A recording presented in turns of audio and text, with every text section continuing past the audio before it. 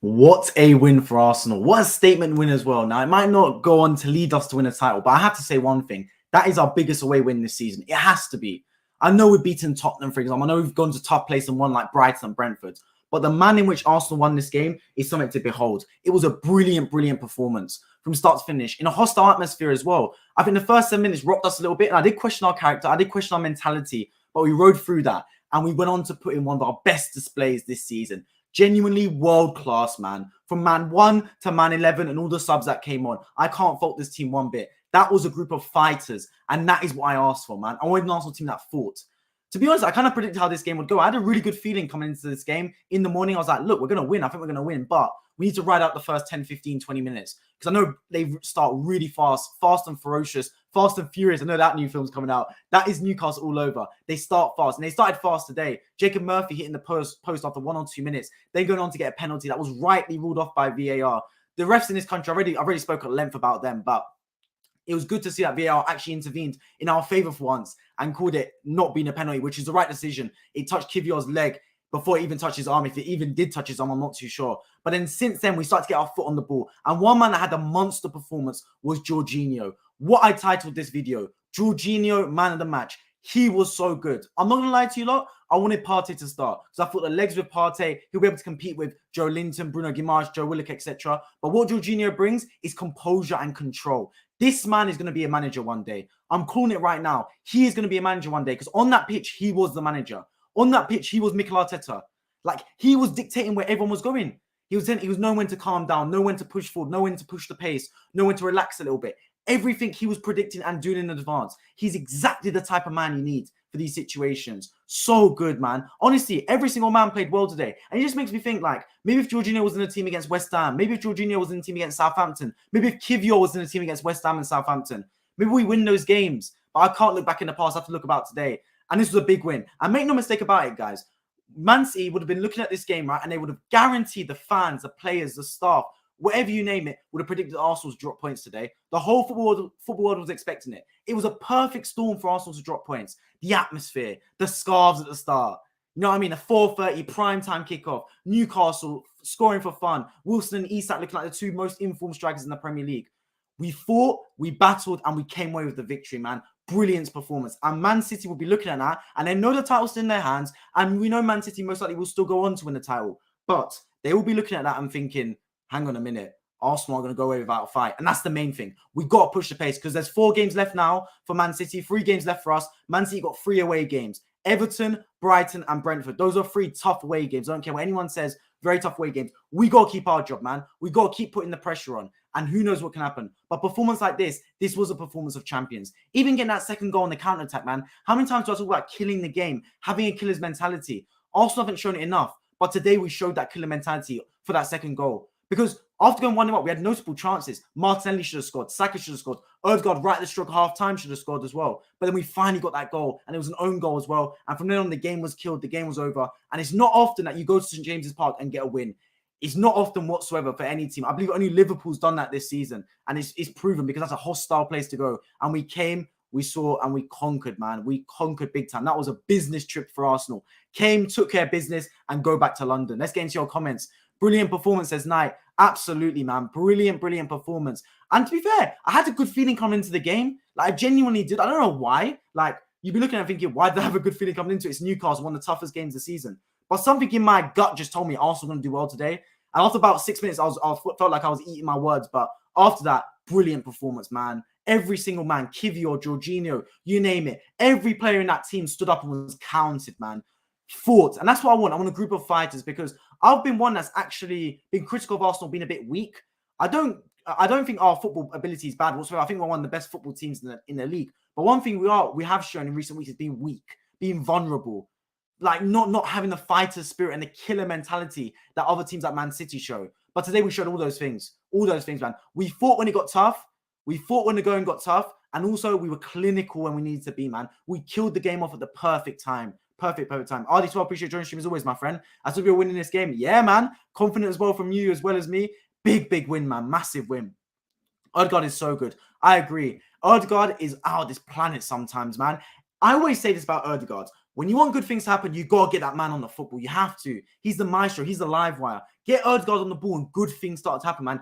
Good things start to tick with the football team. So as soon as Odegaard got on the football, it was no surprise. The games, we went up a gear. Because when that man's on the football, he dictates everything. It's like he's got eyes in the back of his head sometimes.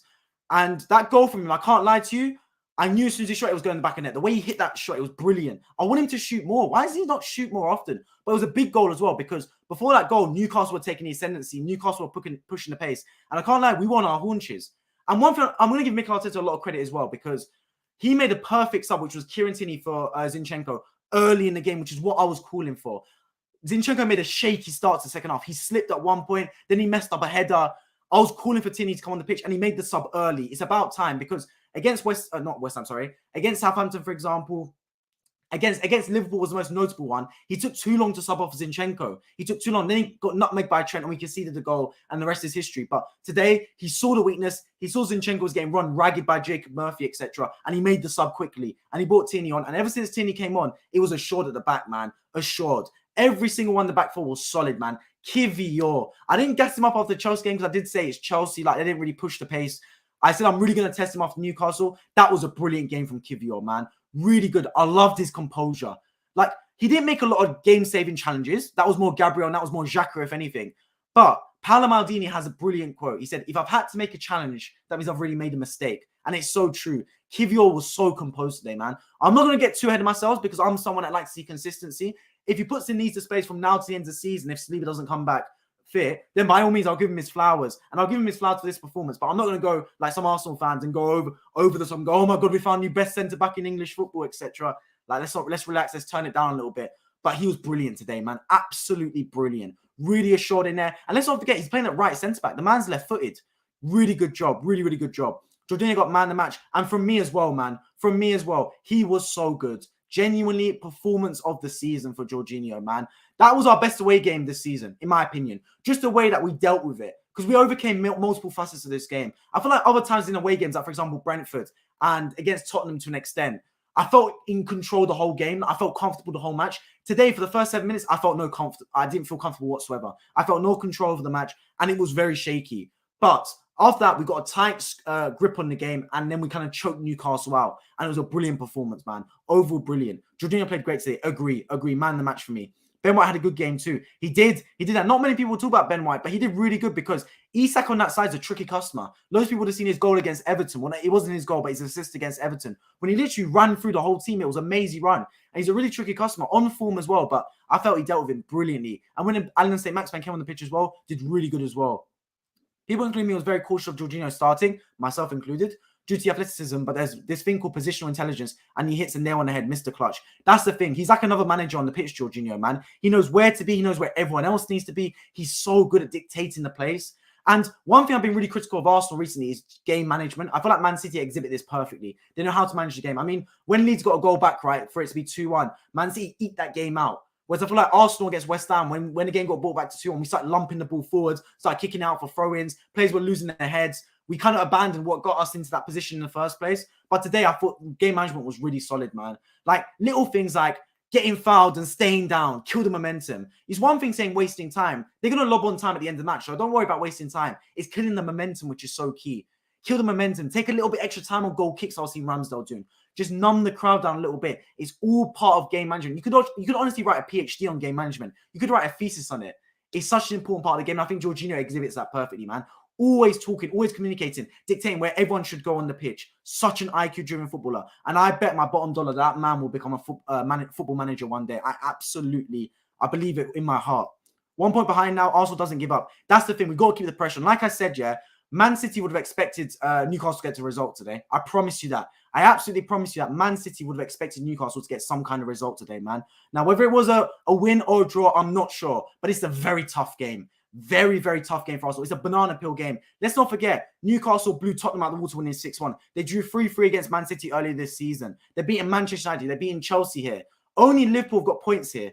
A win here. So it's a tough game. But we came and we conquered. Really big win. And trust me when I tell you this, yeah, the Man City fans, the Man City staff, the Man City players would have watched this game on their Sunday and they would have been a little bit nervous. Because now the pressures, because we can all talk about Arsenal bottling it. But if Man City bottle it from this position, That has got to be bottle of the century. It has to be. Arsenal did our job today. Brilliant. Absolutely brilliant, man. I can't fault the players one bit. Every single player stood up and was counted. And now we've got to keep the momentum going because there's 4 games left for Man City, 3 games left for us. We've got 3 tough games. It starts with Brighton next week. Cannot wait for it. Then after that, of course, we've got Forest away. Another tough game. They're fighting for their lives. And then Wolves on the final day, which I will be going to. I can't wait for that game. Man City got 3 away games, yeah? Everton away, Brighton away, and Brentford away.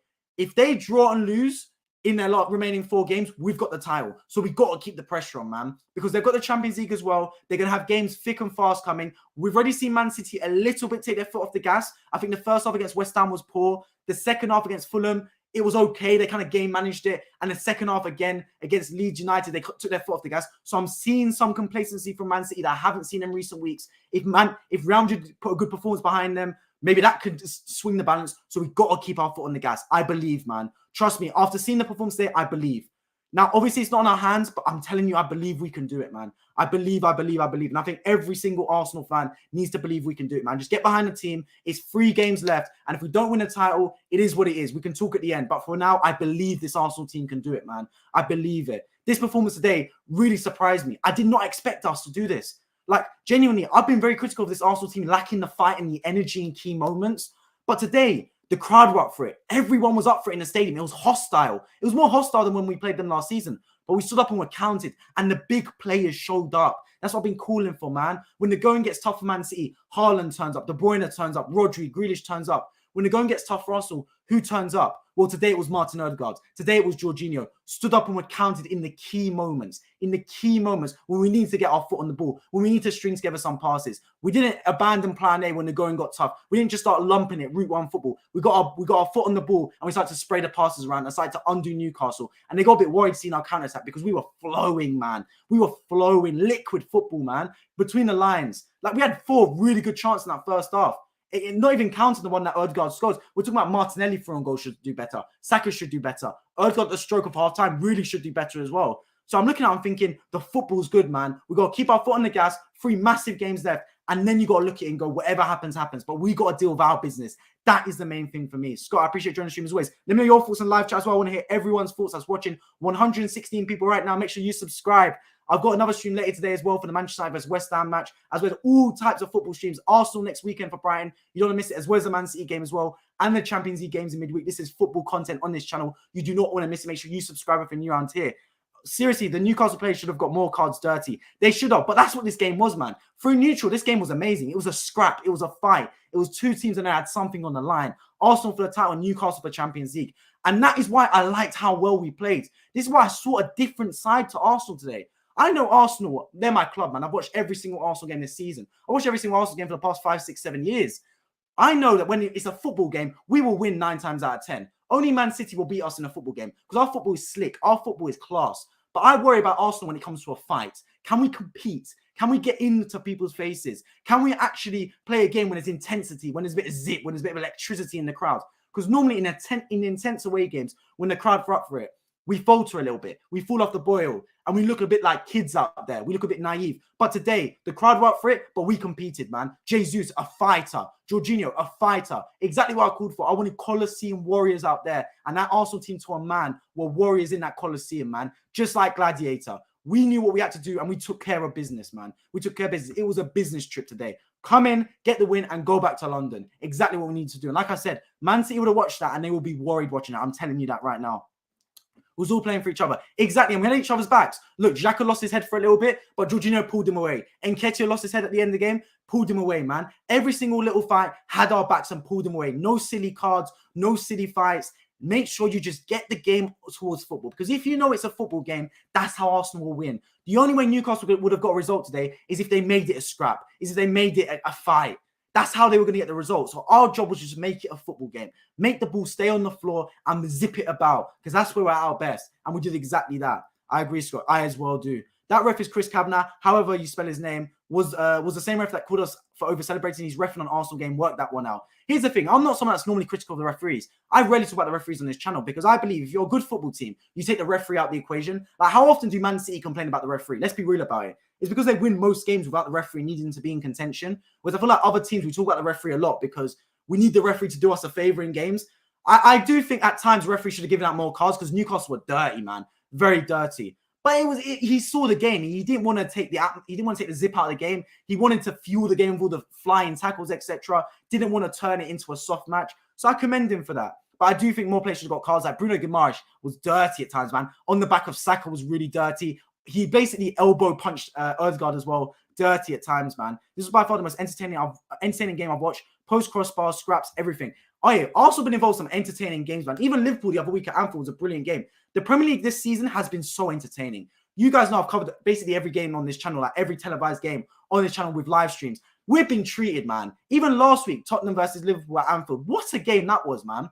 Arsenal have been involved in some brilliant games. And Arsenal fans, look, whether we win the league or not, you have to look at the end of the season and go, what a performance we put in. Like, this season has been a brilliant performance. I'm not going to say it's a success if we don't win the league. You know my thoughts on that. Those of you who have been here before. I think we should have won the league from the position we're in. But one thing I have to say is we've showed progress and we have shown fight towards the end of the season. And I have to commend the team for that because that is superb for me. Absolutely superb. If Newcastle score after 1 minute, different game. It is. But coulda, shoulda, woulda, man. Football's a game of fine margins. If Saka scores against West Ham, the penalty to make it 3-1, suddenly you look at it and go, hang on a minute, we don't lose to Southampton, maybe we get something from Man City, although I doubt it, and then we're top of the table anyway. So football swings and roundabouts, man, swings and roundabouts. I would have taken off Saka early again. I would have as well personally. I was calling for Trossard to come onto the pitch, to be honest, but I really love the Tierney substitution. I think it came at the perfect time, man. Perfect time because Zinchenko was getting rinsed down that right-hand side, man. He had no defensive awareness whatsoever. When it comes to controlling a football match, I have no doubt in Zinchenko's ability. He's one of the best inverted fullbacks in the game. But defensively, he is a liability. He's very much a definition of a liability. You can't rely on him in defensive moments. So he made the perfect substitution. I've been critical that Arteta hasn't brought on Tierney early enough in certain games, but today it was brilliant. Tierney was so good defensively, man. And it's hard as well. Like, I'll commend him for the way he was able to slot in as well. Because coming into a game like this and being at your best is very tough. Genuinely, like, the pace of the game is so fast. You got to just slot in perfectly. Very hard to do it, but Tierney did exactly that. What a professional as well, man. Really good performance from Tierney in there. Actually missed the whole first half because I was still in bed. Had to brush my teeth and I need to put a code in for the USA channel. And to be fair, I think both halves were just as good as each other. I think the first half had brilliant chances. Second half also was a very good match as well. I think overall it was just a brilliant football game. Jorginho, 10 out of 10. Player ratings coming at the end of this stream. You got to wait for it. Everyone that's here right now, player ratings coming at the end of the stream. You got to stay tuned for it, man. Someone might get another 10 out of 10 today. You know me. I don't give a lot of 10 out of 10s. I always like to give 9.5. So I'm not someone that believes in perfection. But someone might get a 10 out of 10 today. Wink, wink. Title of the video. Newcastle were a bit unlucky and played well. Great start. Could have been different. I'm surprised Arsenal won, but pressure was a bit off today as people wasn't expecting us to win. Tommy, I agree with you 100%. And this is why I said, for me, this is the best Arsenal performance away from home this season. Because when we played Brentford, when we played Tottenham, those teams were not at their best. Like, we won the game. We won the game comfortably, and I felt like we were the better team. Today, I felt like we were the better team as well. But Newcastle didn't play bad. Like, Newcastle just couldn't finish at times, and Ramsdale made some brilliant saves. But Newcastle played well. So the fact we were able to beat a team when they were playing well as well and just be that better team, show that extra clinicality and show our class, that was so nice for me to see. That was so satisfying on my end. Because I've seen Arsenal win games in big away games like Fulham, Brentford. But I could tell the other team was not at it. And of course, that comes down to us as well. We play a part in having the other team off the boil. But today, Newcastle were just as good. They were just as good as I've seen them in recent weeks. We just competed. And we know Newcastle can blow teams away. We've seen them do it to Tottenham. United, they were incredible, man. They got a point against City. This team can get results, Newcastle, man. But we stood up to the fight. And that's what I love to see from this team, man. I have no doubt in our football ability whatsoever. I have no doubt that this is one of the best footballing teams in the Premier League, if not in Europe. I sometimes have doubted Arsenal's fight. I sometimes have doubted Arsenal's character. I've sometimes doubted Arsenal's ability to grind out results and get a clean sheet. But we exhibited everything I wanted to see from an Arsenal team today, man. Minute 1 to minute 90. Or you can say from minute 7 to 90. But either way, even at the start of the game, we at least showed some fight. And yeah, we got a bit of luck. Yeah, Jacob Murphy hit the post. Yeah, Ramsdale made a wonder save, etc. But equally, we could have scored. Martinelli hit the bar. Martinelli should have scored. Saka, Odegaard, etc. So it swings in roundabouts. And the only thing that matters is a score in the top left corner. And Arsenal won that game 2-0 and deservedly so, man. Big win. Newcastle fans produce such a great atmosphere. Take note, Man City. Agree. And I said that the other day when I was reviewing the Man City match, right? I said, these Man City fans are spoiled. Genuinely, they're spoiled. Their team might win the treble this season. And if not that, at least might win the 3rd Premier League in a row. And the seats, there's empty seats at the Etihad. Explain. Genuinely, if any of the other 19 teams were in Man City's position right now, that stadium would have been filled over 2 or 3 times at the very least. Arsenal tickets for the last game against Wolves, I've got my ticket, by the way, but Arsenal tickets for the last game against Wolves were reselling for 27 grand. 27 grand. Everyone wants to watch that Arsenal game against Wolves if we win a title race, if we were potentially going to win the title. If that stadium was 200,000 capacity, the Emirates, it would have sold out. With Man City, I feel like it's just not the same. The fans are spoiled. They've had too much success in recent years. They don't feel the same journey. They don't feel the same, like, kind of, you know what I mean? Like rags to riches story that other fans are feeling right now. Newcastle, I commend their fans, man. Absolutely brilliant display again. The scarves at the start, it was very reminiscent. I got deja vu of what happened last season when we bottled it at Newcastle last season in the top 4 race. And I was thinking, please, Arsenal, not again. But we learned our lesson. And that's the main thing. Look, the one positive I can take from this season, even if we don't win the league, is we've at least now had experience in a title race. We've now had the experience. So hopefully we don't make the same mistake again. I don't want to hear people say we didn't bottle it, because I think that's a very weak mentality to have. Don't run away from adversity. Don't run away from criticism. Embrace criticism. Learn from it. That's what the Arsenal players should be doing. The Arsenal players should be looking at it themselves and going, look, if we don't win the league, we did bottle it. We dropped points to West Ham and Southampton. Let's not hide away from it. Let's not beat around the bush. We bottled it. But one thing we can do now is we can learn from it and get better next season. I don't want to hear Arsenal fans go, no, we didn't bottle it. No, it's fine drawing to West Ham and Southampton. Those things happen. Yeah, they happen, but it doesn't mean we didn't bottle it. One team's 16th, one team's 20th. It is a bottle job. One game was at home. The easiest game you're going to get in the Premier League is 20th of the table, Southampton. So it is a bottle job, but we can learn from it. And that's the main thing for me. That's the main thing for me, man. You're going to make mistakes. You're going to lose games. I can accept losing. I can't accept losing in the manner of some games that we lose or draw. That's the worst thing for me, man. That is the absolute worst thing. It's good to see it get a clean sheet. Ramsdale was top. Ramsdale again. And look, your keeper is going to save you in title races, man. Your keeper will save you. I thought he was brilliant against Liverpool at Anfield. For me, man, the match. I thought today, again, he was brilliant. I've been critical of him against West Ham and Southampton, especially. Thought very, very critical of him. I thought Man City got a bit harsh criticism. Like, he conceded 4 goals, but what could he do? A lot of them were brilliant shots. But yeah, I thought today he stood up and was counting, man. A real good personality in there as well, Ramsdale. And knew when to claim the ball and when to kill the game a little bit as well. You know what I mean? Just like rolling around the floor a little bit, kill the game, none the game. Him and Jorginho are really good at that. Even though taking his time on goal kicks, just bring the crowd down, man. It's not time wasting, it's killing momentum. That's the main thing you got to worry about. And we did exactly that today. I thought it was a really good performance from us. With how much chance Newcastle had, I was expecting a 2-2. I mean, if we look at the balance of chances, genuinely it could have been 4-2 Arsenal, 5-2 Arsenal. Like, really, this game was much better than 2-0. Like, you look at 2-0 and think, comfortable win for Arsenal. But no, this was genuinely one of the games of the season. I think in terms of relative to how many goals were scored to the actual game, I think it's one of the best games of the season. Because we've seen some brilliant games like Liverpool versus Tottenham, for example, the 4-3. Newcastle versus Man City, 3-3. Even our game against Anfield, it was 2-2. But those were really good games, matched with a lot of goals. This was a brilliant game for the amount of goals scored. Like, it was only 2-2, but what a game. What a game. Sorry, it was only 2-0, but what a game, man. What a game.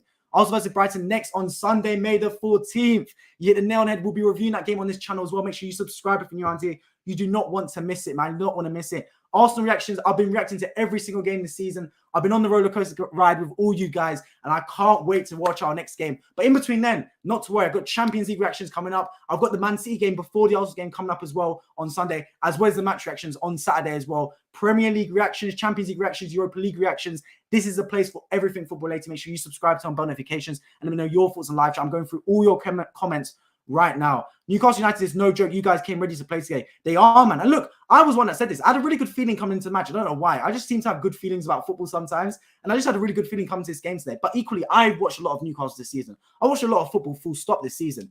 Newcastle are no joke night. You make a brilliant point. This team can play football, man. Like, they are well worth their position at the table. Like, they're not third for no reason. This isn't a Fugazi. This isn't a fluke. They are there by merit. You're 35 games into the season. If you're third in the table, you're third because you deserve it. And that is exactly Newcastle today. Brilliant performance, man. Really good. They just didn't do enough to win the game. And that's why I'm so happy Arsenal performed this way. Because I've seen us play away games. And yeah, the other team's been brilliant. But we haven't matched that intensity. We haven't matched that fight. Newcastle came to play today. They came to play and they came to fight. But we matched it. And that's the main thing for me. Because in our away games this season, we've won them really well. Brentford, Fulham, Tottenham, etc. But I felt like we outcompeted the other team. And we were playing better football than the other team. It was really a case of better class. Whereas today, we showed a different aspect to our game. Yeah, we played the better football, but we also outcompeted and we outfought them. And I haven't seen that a lot from this Arsenal team. A team I've actually been a bit critical of recently, or been a bit weak sometimes, lacking that killer instinct, that mentality to close off games and to fight in big away, intense matches. But we showed it today, man. Brilliant performance. That'll give a lot of the team a lot of confidence heading into the last 3 games. Great atmosphere in James Park. Of course, man. Of course. One of the best atmospheres. I really want to go one day to watch Newcastle play. Newcastle, the future is very bright. I agree, man. Very, very bright. And they'll make Champions League this season, despite this loss. I do believe so. But Liverpool fans will be very happy seeing this game. Of course, I'll be reacting to all types of games towards the end of the season. Newcastle, Liverpool, you name it, etc. Next Newcastle reaction will be against Leeds, I believe, on Saturday, 2:30 p.m. The stream will start straight after the match is finished. And I think their future is very bright, man. If they make Champions League with the Saudi Arabian money, boy, they could step up to another gear because they've got the most affluent owners in world football. Odegaard was voted man of the match. Now my Premier League app just said it. How? Look. Odegaard man of the match for me is second man of the match. I'm going to go through player ratings at the end of the stream, by the way, so make sure you stay tuned for that. For me, Jorginho has to be man of the match. It has to be Jorginho. He took it up to another gear today, man. He was that good. Genuinely, he was that good, Jorginho, man. Like, everything about his game was top. He didn't make one mistake. A leader on the pitch. I spoke yesterday how I believe Gundogan's going to become a manager one day. Jorginho will become a manager one day. I bet my bottom dollar on it. He is that good, man. He knows how to dictate play. He's commanding players on the pitch. And he's a calming presence. Because sometimes in hostile atmospheres like this, right, where a team that's very young, a team that you could say is very naive, you need a cool head to dictate the team. And I thought Jorginho was exactly that. Knew exactly what to do. Knew when to put the pressure on. Knew when to ease off. Everything was done at the right time with Jorginho today, man. I have to commend him 100%. It was an A-star performance today. A-star. I thought it was Jorginho. Yeah, it should have been Jorginho. I mean, Sky gave it to Jorginho. I gave it to Jorginho. If they want to give us Odegaard fair play, maybe they just looked at the stats and saw his goal. It's not performances, it's results, particularly at the stage of the season. I agree, Tommy, and I agree. And look, if Arsenal win our next 3 games winning 1-0 because someone went off their knee, off their thigh, and we win all the rest of the games 1-0, I'll not complain one bit because I do believe our football this season has deserved us to scrape some games towards the end of the season. But I've not seen Arsenal this season fight for a win yet. And you can say, oh, that's a bit harsh. We've won the majority of our games this season. But think about the games we've won. It's been because we played better football than the other team. Have you genuinely seen Arsenal outfight another team for a win? Because I haven't seen it. Like, you could say the Aston Villa game, yeah, potentially. That'd be on the cusp of it, maybe. But today, I genuinely saw a case where we saw a team that was more physical than us. Joe Ellington, Dan Burn. Like, I'm talking big, bulky Donnies out there. But we fought. We fought to a man. We were ready to lay our lives on the line to win that football match. And that's what I want to see, because we haven't got the same ability as Man City in terms of footballing ability. We haven't. So some games we're going to have to scrap. More games than Man City do. It's how it is. Because our football isn't quite at the stage yet to really take games to really like just outplay them every single game. We won't, not for a 38-game season. So you're going to have to scrap some games. And today we did that, man. We fought. 104 people in here. Let's get those likes up. Exactly, man. Anyone else new on here, make sure you subscribe as well. I really appreciate everyone tuning in and let me know their thoughts in the live chat. I'm going through them as quick as I can, but they're just going through. But don't worry, I'll react to every single live chat before I'm done today. I'll make sure of it. I thought I said Jorginho too. Yeah, it should have been Jorginho, man. I said to you that we beat Newcastle. I stick with the fact Everton will beat City, but it's going to be hard after catch City, but we're ready for it. Go see yourself, Ronaldo. I appreciate joining the stream as always, my friend. Yes, same. I don't know what it was, but I just had a good feeling against Newcastle, and you had a good feeling as well. Look, make no mistake about it, yeah? City would have watched this game, and now they're a little bit worried. Because every single Man City fan, every single player, every single staff, and I don't care what they would have said, they were going to expect Newcastle to get something from this game. A lot of people would expect it. I'm not sure if they thought Newcastle would win, but even a draw does nothing for Arsenal. Does absolutely nothing for us. So the fact we've won this game, they'd be thinking, hang on a minute. I thought they were going to fold. So now, Man City got 4 games left. We've got 3 games left. They've got 3 tough away games. Everton, that's not an easy game. They're fighting for their lives at Goodison Park. They're fighting for their wages. Sean Dyche, tight pitch. You know the rules, man. Tough game. Then they've got Brentford. Then they've got Chelsea. I think they'll walk over Chelsea, I can't lie. But then they've got Brighton and then Brentford on the final day. 4 tough games. Well, 3 tough games, 3 tough away games for Man City. We just got to keep the pressure up, man. That's what we got to do. Everton aren't beating Man City. This isn't the same Everton. Who knows, Tommy, man? Who knows? Is it still possible? What do you think? It is possible. And look, I'm more confident seeing this result. But the thing is, it's not in our hands. I just want us to win every single game from now to the end of the season. It can happen. It can happen. Genuinely, I think we've got as much chance as winning the Premier League as Man City have got winning the treble. Genuinely, I think that's the case. You might think that's ludicrous. That Man City are on the cusp of winning the treble. But it's genuinely so hard to win the treble. They've got 2 legs against Real Madrid. And who knows what can happen. The one thing I've seen about Man City and what I've called for in recent weeks is I want to see a vulnerability. And I've seen it. Man City have taken their foot off the gas. I've watched every single Man City game basically this whole season. And ever since they drew to Nottingham Forest, since then, they've been untouchable. I've come out on streams and said, Man City show no weakness. While we've been showing weakness, giving up 2-0 leads, etc., they're showing no weakness. But against West Ham, I saw a little weakness. I saw a little bit because they started slowing that first half. Then against Leeds, they folded a little bit towards the end of the game. Who knows what can happen, man? Who knows? We just got to keep the pressure up. And maybe this win will knock the stuffing out of Man City a little bit. There's experienced players there, but who knows, man? Anything can happen in football. Only hope Man City slipping up is Brentford and Brighton. Well, who knows, man? Those are 2 tough away games. If they win both those games, fair play. Look, Man City have already won 14, 15 Premier League games in a row or something crazy like that. If they go on to win their next 4 matches in a row, you got to hold your hands up and say, what a performance from Man City. For them to win the title, winning 17 games in a row, so be it, man. So be it. That's an unbelievable performance from them. Everton not beating City. Who knows, man? Who knows? Anything can happen. It's football. Believe. Believe, man. Believe. Now you can enjoy the rest of your Sunday without stressing. That is the main thing. But of course, I'll be reacting to Man United, West Ham, which just kicked off as well. I'll be reacting to that game. But I'm not stopping this stream anytime soon. Don't worry. I might put that game on in the background as well, so at least I can keep in tune with it. But yeah, that reaction might only be the second half of that game. I can't lie. It's Everton at home, so it can be really good. And this is do or die for them. So I'll take it really seriously. And Man City have Real Madrid on their line as well. Look, go CR7, you make the perfect point, bro. The perfect point. Look, if it was at the Etihad, I wouldn't give them a chance. I know they drew at the Etihad earlier this season. So already they've got some points off Man City. That's a really good point to have, right? Really good point to make. But also, it's wedged in between the Real Madrid games. He's going to rotate Pep Guardiola. He has to. He has to rotate. Those Real Madrid games are the biggest games of his life. The biggest games of his Man City career. He needs to win the Champions League with Man City. He can't go another season without winning the Champions League. How many times are you going to make the excuse saying, oh, it's the Premier League I care about? No, it's not, Pep. Stop lying. You want this Champions League. So he can't keep making that excuse. So that's going to be a massive game for them, man. Absolutely massive game. Let's see what he does. Let's absolutely see. I can't wait for it, man. Both the Champions League games and both the Everton game as well. I can't wait for it. Hope Real Madrid solid momentum. I agree, Ish, bro. I 100% agree. Everton at home got battered by Newcastle when they needed it. No chance, sorry. Well, who knows, man, because now it's desperate times. Desperate times call for desperate measures. Next week is literally do or die for Everton. They have to get a result. They're playing again tomorrow. I hope they lose tomorrow so it puts more fire in their belly for the game against Man City. But they need to win that game, man. They need to. Even a draw will do us something. Battered, yeah, that's a problem. Scrap entertaining, great game, had everything. Yeah, that's the thing. Look, today it was scrappy at times. It was a fight at times. It was entertaining throughout. And it was good football. It had everything. Everything from a Premier League match. This is why the Premier League is the best league in the world. We have been treated this season. Genuinely treated, man. Like the quality of football I've seen today has been so good. So good. And throughout this whole season as well. Premier League has been amazing. Yes, exactly my point.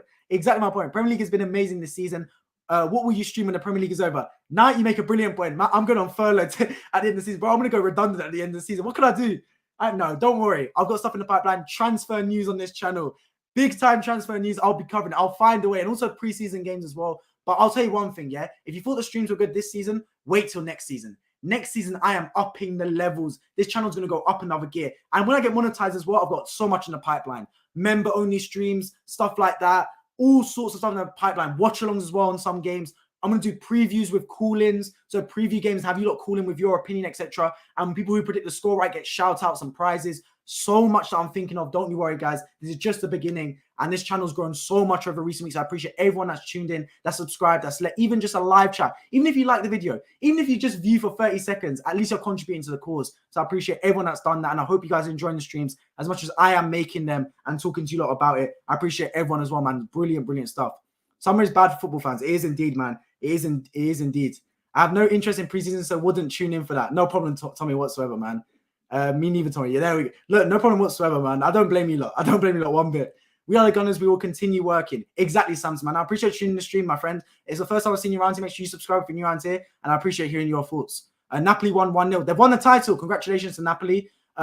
Was it? I mean, it's so long for them to win. Last time they won it was under, what's on his name? Maradona. I've almost forgot it, man. Second goat to me. Yeah, so brilliant for them to win it. Victor Osimhen, Kvara, absolute brilliant footballers, man. They're going to get a move in the summer, I think. But yeah, so good for them. Congratulations, Napoli. I really love how they've been coached. I really love seeing them in the Champions League against Liverpool as well. Brilliant, brilliant team. Man City have everything but the fans. Let's be honest, it's poor. Disappointing. Nobody wants to see such a great team play in front of empty seats. Exactly, Tommy. Exactly. Now, I think their fan base has been spoiled recently. Genuinely, really spoiled. And it's sad to see because if my team was playing like that, bro, I would watch every single game. Like I said, if any of the other 19 teams in the Premier League were in the position Man City are in right now, they would sell their stadium over 3 or 4 times at the very least. I'm convinced. I'm convinced. Yeah, it's Man City. They can't sell it. They can't sell it to the full capacity. And they have to, and they're trying to build an extension. I don't get it, man. Look, the fan base for me has been a little bit spoiled. When you're used to Ferraris, it's hard to get excited over a Porsche. You know what I mean? You know what I mean?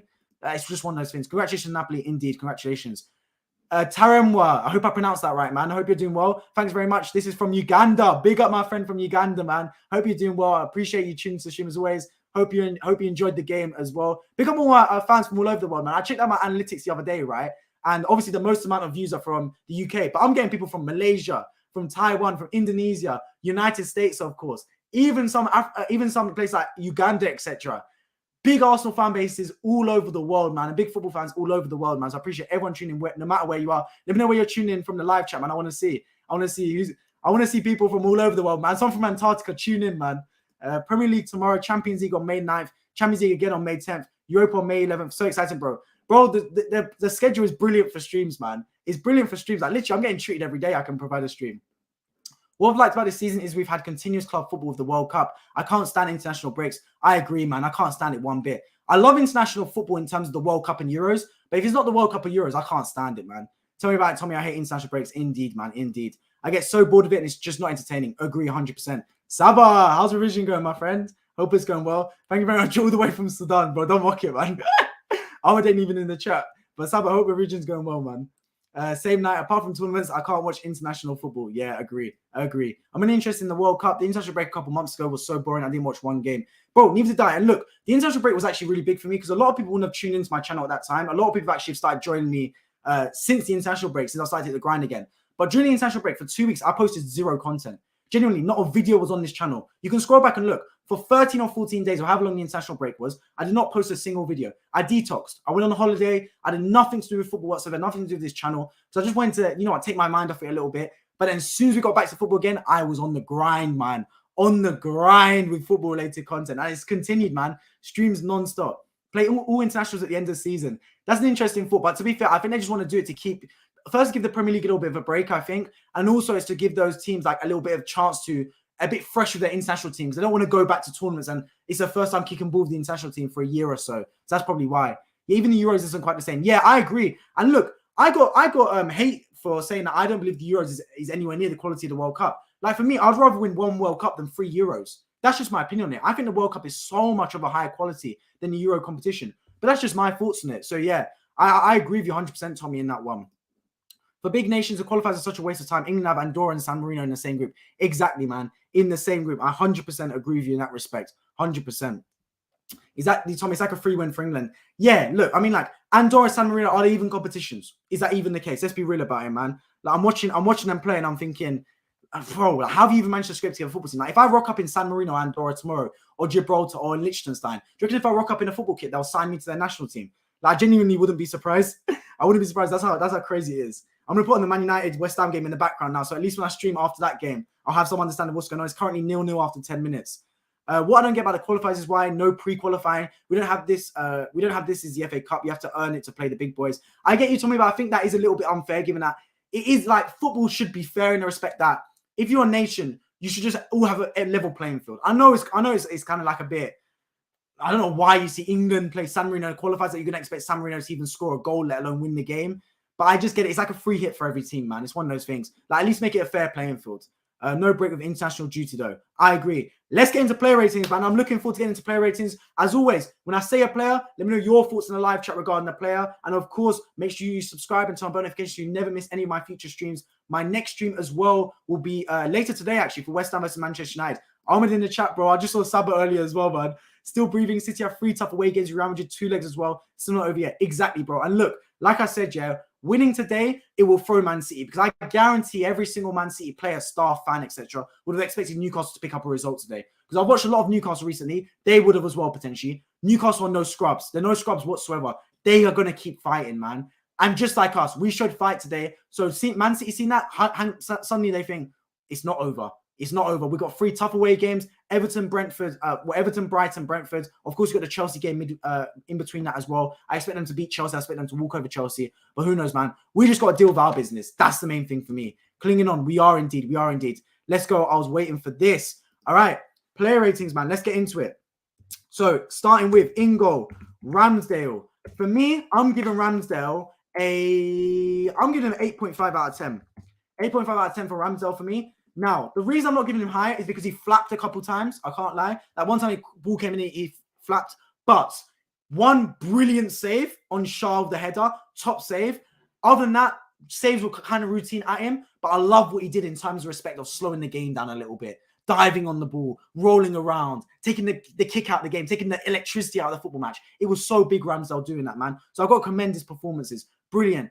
Tommy gives Ramsdale a 9. Knight gives Ramsdale a 9. Solid, great save. I agree, man. I 100% agree. And look, the only reason I'm giving it 8.5 is I want to give these ratings relative to the other players. And I think other players just play slightly better than him. But Ramsdale, brilliant performance, man. Absolutely brilliant. Came out for that one save. He did, man. He did. And look, you need your goalkeeper. And I've been critical of him against West Ham and definitely against Southampton. I was very critical about Ramsdale. But one thing I do have to say is he is a bit of a camera merchant, but he can make some big saves. And with the ball at his feet, he's top. Like, one thing I have to commend him about, and maybe I actually might bump up his rating to a 9 for this.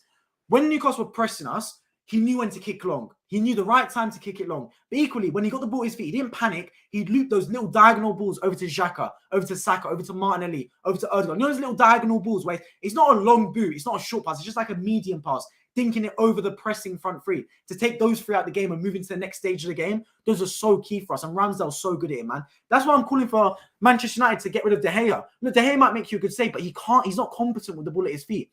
And it's so important to have a goalkeeper that's good with the ball at your feet. Just like the attack is the first line of defense, the goalkeeper is the first line of attack. If you've got a goalkeeper that can play the ball at his feet, can loop those balls short, long, it's so important. How many assists does Alisson get a season? Or not even just assists. How many chances does Alisson make a season? Just one time, just lumping the ball straight to Salah with a pinpoint pass. It happens, man. And Ramsdale does exactly that. So I'm really, I think he had a great performance today. Next, Ben White. Ben White, for me, also had a brilliant game. I thought Ben White, I'm going to give him an 8.5 as well. Stopping was counted. I think Isak's a very tricky customer, especially in recent weeks. He's had really good performances. But Ben White's stopping was counted today, man. Genuinely a very solid performance. I can't discredit that man one bit. I think he played absolutely brilliantly. Absolutely brilliantly. What's your thoughts on Ben White as well? Knight gives Ben White an 8.5 as well. Agree, man. Agree. Top performance, man. Anyone else, give your thoughts as well on Ben White. I want to see everyone in the live chat that's watching. 37 people right now. If you're new around here, make sure you subscribe to football-related content. No matter who you support, I cover all football games on this channel. But of course, I always do cover Arsenal games. That's my team. That's the bread and butter, man. Will not miss an Arsenal game. Not even for my wedding. sorry if my girl's listening to that. But yeah, I'm watching Arsenal. I'm prioritizing the Arsenal game over our wedding. But yeah, White gives a 9 out of 10. Tommy gives White a 9 out of 10, sorry. All right, let's move on. Kiwior. Big boy Kiwior. I'm giving Kiwior a 9 out of 10. Now, you might say that's very nice, giving him a 9 out of 10. But I'll tell you why, yeah? A lot of things come down. It's his second start for us on the Premier League, yeah? And I was one that thought he had a good game against Chelsea. I genuinely did. Oh, Man United went close there. Who's that? Anthony. No, Ericsson, just wide. But yeah, I was a bit critical of Chelsea's performance. And I think, look, Kiwior had a brilliant game. I didn't gas him up too much because it's Chelsea. They didn't really attack. But today, against a hostile Newcastle team, he was solid, man. And conceding the penalty early, which wasn't a penalty, rightly got ruled off by VAR, it could have thrown his confidence, but he didn't. He stayed solid. And he didn't make a lot of challenges. But as Paolo Maldini once said, right, if you have to make a challenge, I've already made a mistake. And Kiwior today made no mistakes. Like, everything was solid from him today. And he's playing out of position as well, right centre-back. It just makes me think, what if Jorginho and Kiwior came in for the West Ham and Southampton game? It could have been a different story. But it is as it is, man. It is as it is. I do have to overall just commend them brilliantly. What a performance again today. Kiwior, 9 out of 10. Agree. Knight gives him an 8 out of 10. Fair as well. Let's move on to Gabriel. I thought Gabriel as well played brilliantly. Gabriel, really good. It was surprising to see him play as well. I thought he was going to miss the game after he got taken off against Chelsea. But yeah, really good performance. I'm giving Gabriel an 8.5 out of 10. Genuinely a top performance from him as well. Shout out to Maldini, what a defender. Agree, man. Top defender Maldini is. What a centre-back, man. A bit past my time, but top. Yeah, Gabriel, 8.5. Brilliant performance, man. Genuinely so good.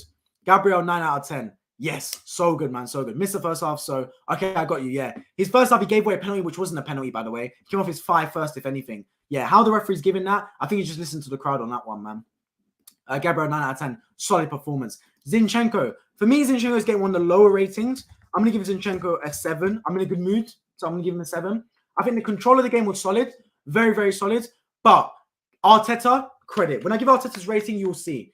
What a time to make that substitution, man. Brilliant. In recent weeks, he's been too slow to bring on Tierney. Now, I'm one that prefers Zinchenko over Tierney because I think the control Zinchenko gives us is top. It's second to none. I've been one that says sometimes when I see Zinchenko, it's like seeing 12 men on the pitch. It's like his twin brothers playing football sometimes. He pops up everywhere and anywhere. But sometimes when you just need that brother to defend, he can't do it at times. He's a liability. Like sometimes, bro, just defend, man. Like it's simple stuff like he's slipping, sliding like it's a slip and slide, bro. Like he's playing, like he's on skates. When Tierney came on, we got assured defensively, bro. I have a lot of faith that man can defend, and it was really good. So for me, Zinchenko 7 out of 10. Zinchenko 7.5. Agree, man. Top performance. Sorry, not a great performance, but still solid overall. And Zinchenko 8 out of 10. Yes. Now we move on to the boy Jorginho, and it's been coming. It's been coming. I don't give a lot this season. I don't give a lot whatsoever. But today I'm doing it. Jorginho, 10 out of 10, bro. J20. Jorginho. 10 out of 10, bro. How can you not? Like, I don't normally give a lot of 10s. But those of you who have been watching know I don't. But today you have to. He didn't put a foot wrong. And for me, not putting a foot wrong doesn't just give you a 10. For me, that's a 9.5. But he did the extra thing as well, the intangibles, the leading the team, knowing when to stop the pressure, knowing when to speed the game up, knowing when to slow the game down, being a leader on that pitch. If Partey's in his team, I don't think we win this game. I'm be real about it. So Jorginho, not only was he flawless, he went above and beyond. He got brownie points for me. So for me, I believe that's actually the second time I've given a 10 out of 10 for Arsenal play this season. Only the second time. I think the last time I gave a 10 out of 10 was, I can't remember. It's got to be the first time I give a 10 out of 10 this season. It was that good. Genuinely that good, man. So good. And look, when we signed him, I was one of the people that was critical. But one thing I did say is he's experienced. And look, whenever you sell a player, whenever a team sells a player, right, and we sign a player, I like looking at how the other team reacts. A lot of the Chelsea fans were happy they got rid of Jorginho. But a lot of the Chelsea players were sad. And that goes to tell you something, right? That player is massive in the locker room. And you need those players. Look, next season, I don't think it's an unpopular opinion if we sell Partey in the summer and get Caicedo and have Jorginho as the bench player. So I think Caicedo he's proven this season he can play a style of football that Arteta likes with De Zerbi and Brighton. And he's obviously going to get better because he's younger. Partey's tailed off this season. And I think that's why Arteta wanted to bring in Caicedo in January. I think he saw the vision with Partey having a dip. And also, Partey's always injured, man. You can't rely on him. So for me, I'd sell Partey in the summer and get Caicedo if you can. If you can, genuinely, I'm not against that whatsoever. Let me know your thoughts on that. Jorginho 10, running up the 10s, man. 10 performance. Amazing performance, agree. Flawless. I love Jorginho. My favorite number is 8. And we're watching Euros. He won the game against Spain in the semis. What is the thing about Jorginho, right? People forget he's playing the biggest games. Champions League final, Euros final. He knows how to play these matches, man. He's so good at that. So for me, this was a perfect type of game, man. Perfect type of game. If you want to control the football match, he's there, man. Even though I'm not interested in Euros anymore. I don't like the 24 Euro team format. I think that's why I got off it more. Not looking forward to 48 team World Cups. I don't mind Euros and World Cup. I think I enjoy them. But I know, Knight, you said you're not interested in the Euros anymore. I enjoy both of them, and I think they're really good tournaments. I'll be covering both of them on this channel, of course, when they come. The next one will be the Euros in 2024, I believe. It should be, yeah. Yeah, it always throws my mind off because the last Euros, of course, was in 2021, even though it should have been in 2020. But yeah, I can't wait for both those tournaments. But yeah, Premier League is the bread and butter for me. Sorry for the text all over the place. No worries whatsoever. I read it all. It made sense. Okay, Xhaka. Xhaka, I'm going to give an 8.5 to. I thought Xhaka had a really good game. There's a lot of 8.5s. So I'm kind of wedged between giving an 8 and a 10, 8 and a 9. But yeah, Xhaka 8.5. I think he was really good as well not to lose his head. Because we've seen him at Anfield, for example, throw a tantrum and get the crowd involved. Today, I felt like he was on the border.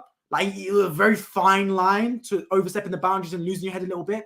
But generally, I thought he had a really good performance. Really good performance, man. Genuinely, really good from Granit Xhaka. 8 out of 10 for Knight. 9 out of 10 for Tommy. That tackle, that tackle alone was top. That tackle on Willock saved us a goal. So good from Granit Xhaka, man. And look, his performances recently have been tailed off. But against Chelsea, I thought he was man of the match for me. And again today, I thought he was really good. Not man of the match, but genuinely a top performance from Granit Xhaka. All right, Odegaard. For me, Odegaard's second man of the match. He's very close, but I'm going to give him a 9.5. 9.5 for Martin Odegaard. I thought he had a brilliant game. And that goal was massive. I talk about how Odegaard's overall his performances are good, but I need him to step up in the big moments. Like KDB, when his team are like, not dead and buried, but when his team is struggling, he'll find a way to score a big goal and get them back into the game. Odegaard did exactly that. When we were under the cosh, when when Newcastle were pushing, he found a big goal. The reason I said West Ham is I'm watching the West Ham Man United game in the corner of my eye. I've got that game on the side of me. But he's got a brilliant goal, man. Outside the box shooting. He needs to do it more often. How many of Odegaard's goals have come from outside the box? I think it's a big percentage because he's good at that. He can shoot from outside the box and score. And that today was a brilliant goal, man. Got right when we needed it as well. Got dulled down the support just a little bit, and we needed that big time. Odegaard 9.5, Odegaard 10. Yeah, big performances, man. Big performances. Jorginho just man the match, but Odegaard second for me. All right, let's move on to the front three. Saka. I thought Saka was quite quiet, and to be fair, I think he could have done more. I'm going to give Saka an 8 out of 10. I think overall he had a good game, but I feel like he could have done more. I think, look, I saw Pep Guardiola's interview the other day, right, after the game against Leeds, and he said something, and look, he's got the luxury of doing it because of his squads, but also that's the type of manager he is, right?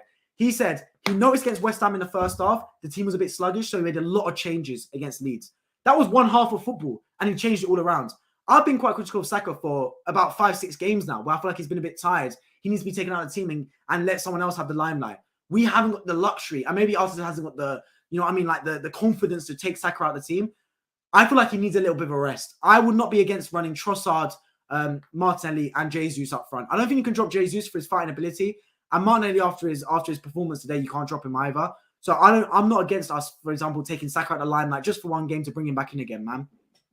Saka 7.5, yeah. I think we can all agree that Saka, out of all the performances on the pitch, was one of the worst performances just because he wasn't in the game as much, and he had a good chance that he missed as well. When you're doing UEFA Champions League previews, I'm not necessarily doing a one-game preview, but on Tuesday at about 7 p.m., I'm going to be doing like a Champions League semi-final prediction and preview, like an overall thing. I did it for the quarterfinals as well. I'm going to do it Tuesday, 7 p.m. And of course, that same day at 10 p.m., I'll be reacting and reviewing on live stream to Real Madrid versus Man City at the Bernabeu. 10 p.m. stream. I want to see you all tune into that. Make sure you subscribe so you don't miss it. But yeah, let's move on to the left wing, Martinelli. I thought Martinelli had a solid game in there. I was calling for a Trossard to come onto the pitch. I can't lie to you lot. But he made that goal, man. He made that second goal brilliant. He should have scored on maybe twice. He hit the bar, and the other time I think it was a tame shot. But Martinelli, I think overall had a really good game. I'm gonna give him an 8.5 out of 10. Solid performance for me. Really good performance from Martinelli. Tommy gives him a 9 out of 10. Yep, agree. Solid performance. Made that second goal, and it's good we can have Trossard as well. But one thing I will say is, right, I will not be against Arsenal if we have the funds available. I'm not sure if we're gonna have the funds. Go for a killer up front. Like, go for a superstar, like a Rafael Leao type player. I want to see us get one of those, man. Just like someone that I can bet my bottom dollar on they're going to score. Because I'm not being funny, and I might be the only one. I know, Knight, you didn't watch the first half. But basically, in the first half, Martinelli and Saka both went through, and they were one-on-one chances. They weren't easy chances, but they were one-on-ones. And I didn't feel confident in either of them scoring. Genuinely, I didn't. I felt confident Odegaard was going to score the second chance he had at the stroke of half-time. I thought that was an easy chance.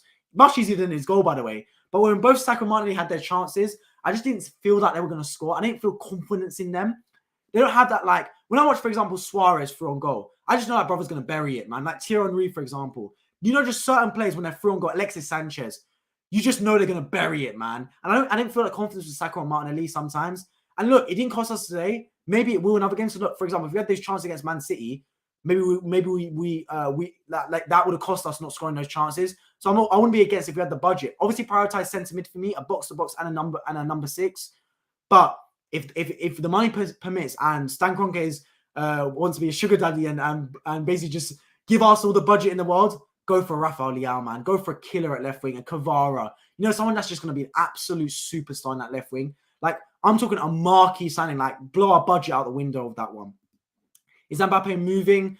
Maybe. And if he does, I feel like he'll go Real Madrid. But I do want to see Mbappe in the Premier League, man. I do want to see it. I feel like PSG will fall apart. Potentially, man. Potentially. I mean, look, we've already seen Messi come out with a statement, etc. Who knows? Jesus.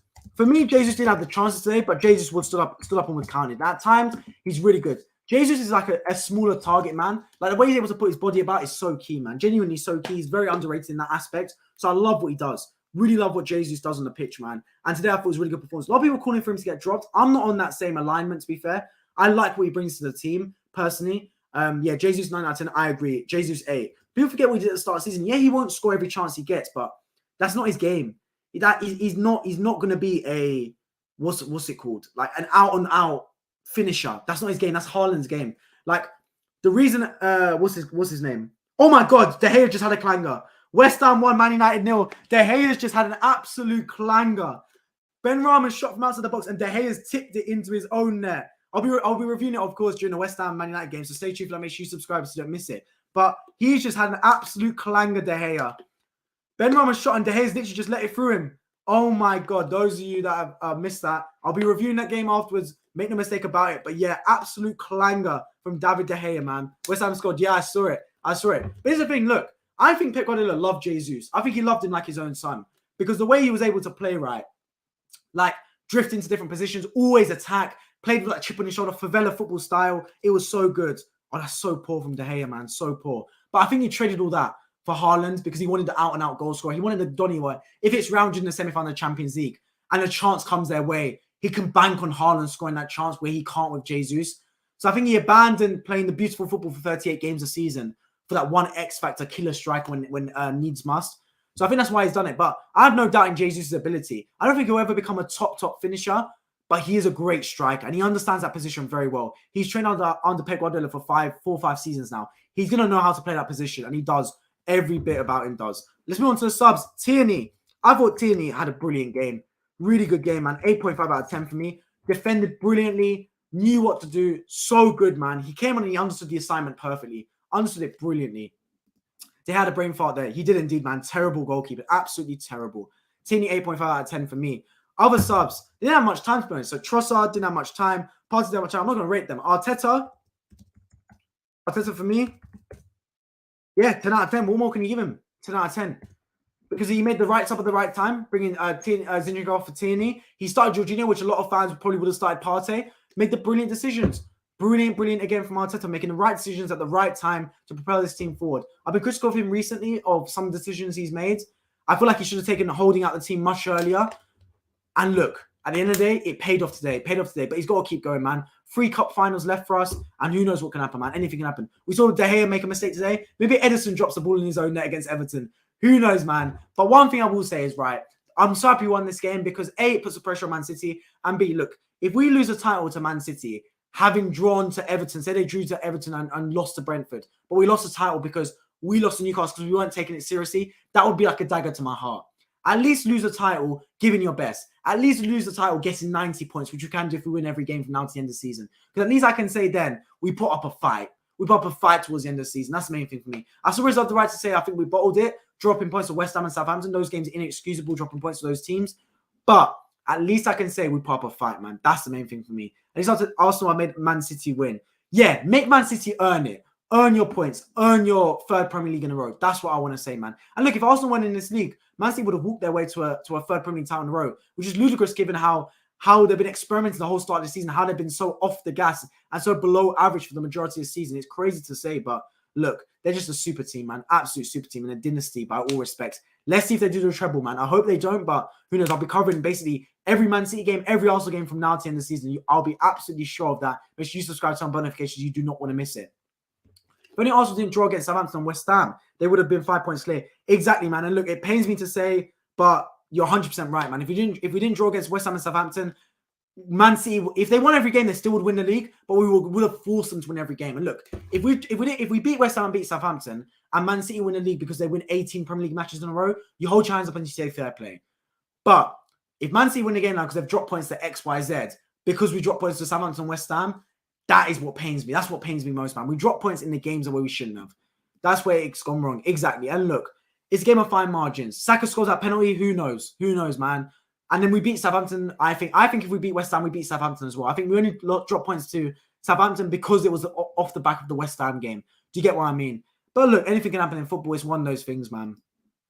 But yeah, reviewing this game overall because I'm about to turn it finish off the stream.